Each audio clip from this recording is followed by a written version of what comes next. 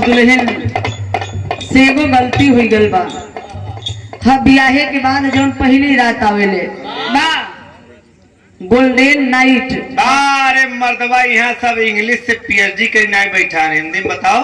मतलब सुहाग वाली रात। कब आवले? अपने बाबू से पूछ लीजिए। सुहाग वाली राती में गलती हुई, लेकिन ये जान लग जितना चुप्पा घुरमुसहा आदमी होती राती हिसाब किताब पूरा करत है। अरे उन्हें सबसे खतरनाक दुल्हन कैसे मनावत बा।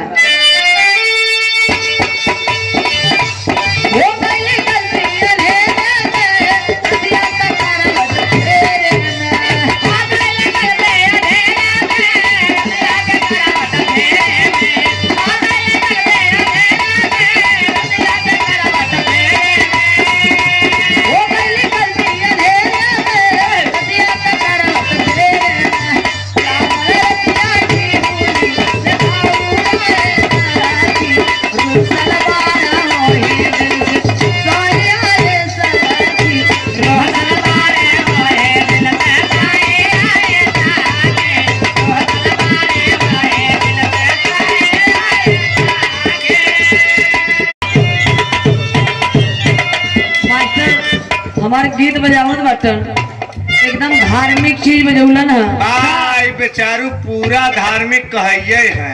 बा छोटवान लड़कियन के जब ज्ञान हो जाले ज्ञान मतलब सहूर, तो वो लोग पूजा पाठ में बहुत लीन रही है।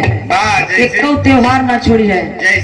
जैसे महाशिवरात्रि व्रत रही है, एकादशी व्रत रही है, सावन का सोमवार व्रत रही है, एक महीना तुलसी माई का पूजा करी है। नहाय धोई के कुआन लड़कियन तुलसी माई से मांगन मांगत है, हे तुलसी माई हमार ब्याह हो तो हमें दुल्हा मिले तो एकदम भोले बाबा जैसे। ऐसे करिया कर है नंगा तिरंगा। कौन लड़की नहीं चाहती, सोचती नहीं कि हमारा दुल्हा करिया मिले। तब काहे करियवा का पूजा करथिन हो। मतलब करियवा का गुण मिल जाए, कलर भर न मिले। तभी कुल करिया हुए सल्फास खाए के मर जाए वहाँ मर जाए। लेकिन तब दुल्हा होके कैसे मिलल बा।